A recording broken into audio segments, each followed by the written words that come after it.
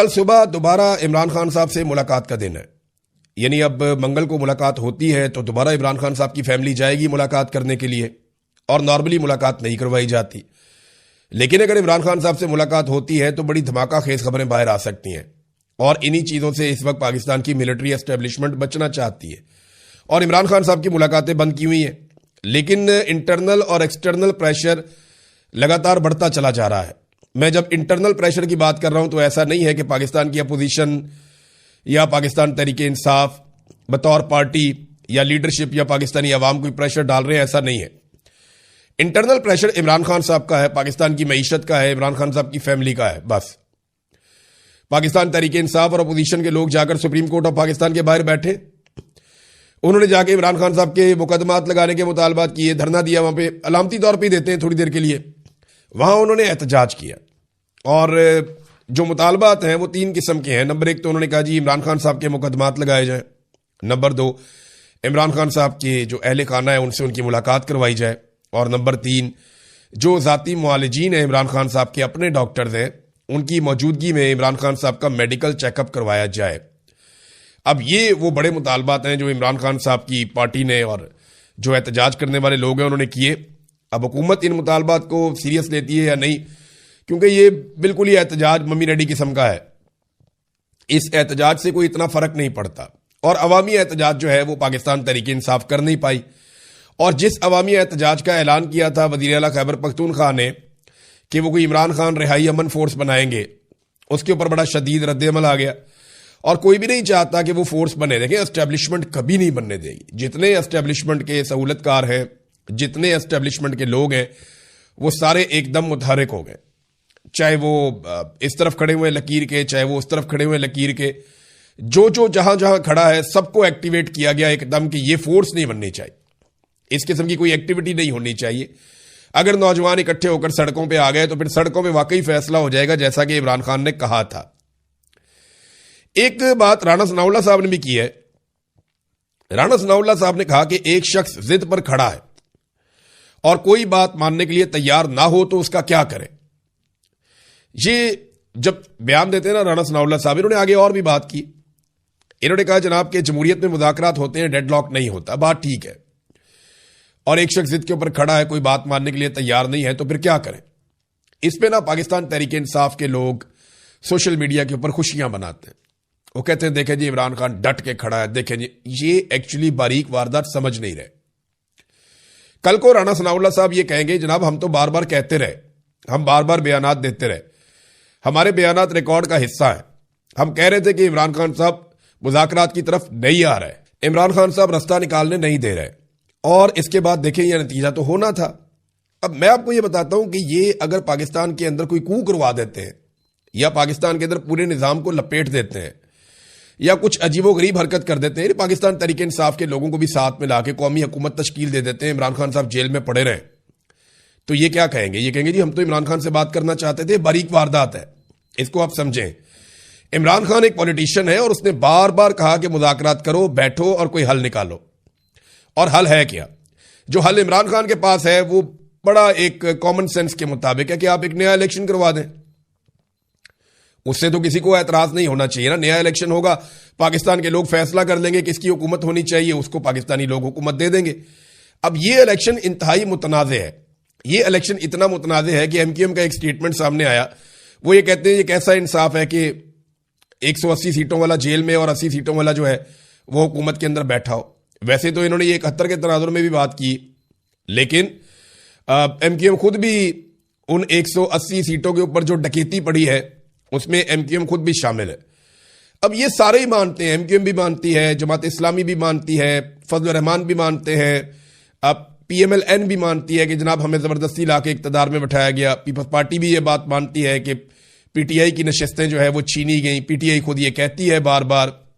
ہر political party, ہر صحافی یہ مانتا ہے کہ 2024 کا جو الیکشن ہوا 8 فروری کو, اب وہ پاکستان کی تاریخ میں دھاندلی کی ایک سب سے بڑی ڈکیتی تھی. اسٹیبلشمنٹ نے بہت دفعہ ڈکیتیاں ماری ہیں پاکستان میں, لیکن جو سب سے بڑی الیکشن کے اوپر ڈکیتی ماری گئی وہ یہی ماری گئی ہے 2024 کے الیکشن میں. تو اس میں رانا ثناء اللہ صاحب وغیرہ یہ باریک واردات ڈال رہے ہیں. عمران خان صاحب نے تو 26 نومبر کے قتل عام کے بعد بھی کہا تھا کہ آؤ بیٹھو مذاکرات کرتے ہیں, لیکن حکومت کے پاس اختیارات ہی نہیں تھے.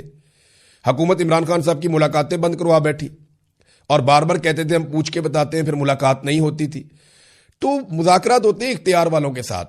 عمران خان نے بار بار کہا کہ اسٹیبلشمنٹ بھی بات کرنا چاہتی ہے تو میں پاکستان کے لیے بات کرنے کو تیار ہوں, چیزوں کو نارملائز کریں, پاکستان کو ایک نئے الیکشن کی طرف لے کر جائیں. دیکھیں پاکستان پھنس گیا بہت بری طرح. عاصم منیر صاحب نے آرمی چیف بننے کے بعد یہ وعدہ کیا تھا قوم سے کہ معیشت کی بہتری 1 سال کے اندر آ جائے گی. انہوں نے کافی کوششیں کی, بڑی بھاگ دوڑ کی, یہ والے ملک میں چلے گئے, ادھر جا کے رہنماؤں کو مل لیا, کسی اور ادارے کے سربراہوں کو مل لیا, سربراہ مملکت مختلف ملکوں کے, ان سے وہ ملتے رہے. SIFC انہوں نے بنا دیا, تاجروں اور صنعتکاروں سے بھی ملاقاتیں کرتے رہے. معاشی معاملات میں کافی سرگرمیاں انہوں نے کی, جو ان کا کام نہیں تھا وہ کام کرتے رہے. اپنا وزیر خزانہ بھی لے کر آئے, معدنیات کے اوپر کیا جی, اور جو کرٹیکل منرلز ہیں ان کے اوپر انہوں نے کام کیا. خود بریف کیس لے کر تحفہ لے کر چلے گئے امریکہ میں. کرپٹو کے میدان میں انہوں نے کام کیا, بہت سارا. عاصم منیر صاحب نے بڑی بھاگ دوڑ کی لیکن کوئی فائدہ نہیں ہوا. پاکستان میں ٹکے کی سرمایہ کاری نہیں آئی, بلکہ جو پاکستان نے سود دینا ہے عالمی اداروں کو بین الاقوامی سطح پہ, اس کی رقم پاکستان تحریک انصاف کے دور میں جو تھی اس سے دگنی ہو گئی. یعنی تحریک انصاف کے دور میں عمران خان صاحب جب وزیر اعظم تھے تب جتنا سود پاکستان کو دینا پڑتا تھا پچھلے 70-75 سال کے قرضوں پہ, اس سے دگنا سود پاکستان کو اب دینا پڑتا ہے. فارن ریزرو پاکستان کے جتنے ہیں ان میں تقریباً 75 سے 80% ہمارے دوست ملکوں کے پڑے ہوئے, اپنا پیسہ ہی کوئی نہیں ہے. اور سرمایہ کاری پاکستان میں صفر ہے. ایک بہت بڑا فیلئر ہے جو عاصم منیر صاحب کے کھاتے پڑ گیا ہے. حالانکہ جو ان کا اپنا کرنے والا کام تھا وہ بھی وہ نہیں کر پائے. بدامنی پاکستان میں بہت زیادہ بڑھ گئی ہے, دہشت گردی کی واقعات جو ہے وہ دوبارہ سر اٹھا رہے ہیں, ہر طرف دہشت گردی ہو رہی ہے. ابھی کرک میں ایک بڑا افسوسناک واقعہ ہوا دہشت گردی کا. پہلے FCC کی چیک پوسٹ کے اوپر اٹیک کیا گیا, FCC کے جوان شہید ہو گئے, انہیں بعد میں ایمبولینس میں ڈال کے لے جایا جا رہا تھا, ایمبولینس کے اوپر اٹیک کر دیا گیا. اور یہ بڑا افسوسناک ہے, بڑا بزدلانہ حملہ ہے. یعنی ایمبولینس کے اوپر تو جنگ کے دوران بھی کبھی 2 ممالک میں جنگ ہو رہی ہو تو ایمبولینس کے اوپر اٹیک نہیں کیا جاتا, لیکن یہ بہت ہی غلط ہے, نامناسب ہے, لیکن پاکستان میں ہو رہا ہے. تو عاصم منیر صاحب کو ایک بڑا فیلئر ہے جس کا سامنا ہے, اور یہ سارا کچھ ان کے کھاتے میں پڑ رہا ہے. کیونکہ جو پولیٹیکل حکومت ہے وہ بار بار یہ کہتی ہے کہ جو کر رہے ہیں عاصم منیر کر رہے ہیں, وہ کامیابی بنا کے ان کے گلے میں ہاتھ ڈالتے ہیں, بعد میں پتہ چلتا ہے یہ تو ناکامیوں کا توق ہے. تو سارا کچھ اسٹیبلشمنٹ کے کھاتے میں جا رہا ہے اور پوری طرح جا رہا ہے. چاہے جہازوں کی خریداری ہو, چاہے کوئی بھی چیز ہو, ہر جگہ پہ ان کے اوپر تنقید ہوتی ہے. اب میں حیران ہو رہا تھا کہ مریم نواز کے جہاز کے اوپر اتنی تنقید ہوئی, سوشل میڈیا نے بھی اٹھایا اس کو, جو ہے پاکستان کے روایتی میڈیا نے پروگرام کیے, لیکن جیسے ہی ایک جہاز جا کے آرمی چیف کے ساتھ جڑا اس کے اوپر کسی نے پروگرام نہیں کیا, اس کے اوپر کسی نے بات نہیں کی. کیوں؟ اب یہ سوالات جو ہے PMLN کے لوگ بھی اٹھا رہے ہیں, مریم نواز کے قریبی لوگ بھی یہ والے سوالات اٹھا رہے ہیں. تو اب یہ سوچنا پڑے گا پاکستان کی ملٹری اسٹیبلشمنٹ کو کہ کیا واقعی عمران خان صاحب سے بات کرنے کا وقت آ گیا ہے, یا ابھی بھی مزید ہٹ درمی کے ذریعے انہوں نے ملک چلانا ہے, کیونکہ ملک تو ان سے چل نہیں رہا. ناظرین, جو فلسطین کا اور بورڈ آف پیس کا معاملہ ہے, اس کے اوپر جو مذہبی سیاسی جماعتیں اور مذہبی رہنما ہیں ان کی خاموشی بہت عجیب ہے پاکستان میں. اس پہ پاکستان تحریک انصاف نے ایک مطالبہ بھی کیا ہے, اور یہ جیل میں بیٹھے ہوئے جو شاہ محمود قریشی صاحب ہیں یا ان کے ساتھ جو دیگر اسیران ہیں جو جیل کے اندر موجود ہیں پاکستان تحریک انصاف کے, انہوں نے بڑے اہم مطالبات کیے. انہوں نے کہا جی ساری جماعتوں کو اکٹھا کریں, ایک کانفرنس بلائی جائے, اور جو 2 ریاستی حل ہے اس کے حوالے سے پاکستان کے اندر بات چیت ہونی چاہیے. تمام فریقین کو فلسطینی عوام کے حق خود ارادیت کی اپنی حمایت کا دوبارہ سے اعادہ کرنا چاہیے. پھر انہوں نے یہ کہا کہ جو اقوام متحدہ کے چارٹر میں جو چیزیں ہیں ان سے ہٹ کر آپ کچھ کیسے کر سکتے ہیں, ایک ایسے بورڈ آف پیس میں آپ کیوں جا رہے ہیں جو اقوام متحدہ کے چارٹر سے دور ہٹ رہا ہے. اور دوسرا انہوں نے یہ بھی کہا کہ جو اقوام متحدہ کے مستقل اراکین ہیں ان میں سے امریکہ کے علاوہ باقی سارے اس بورڈ کا حصہ کیوں نہیں بنے.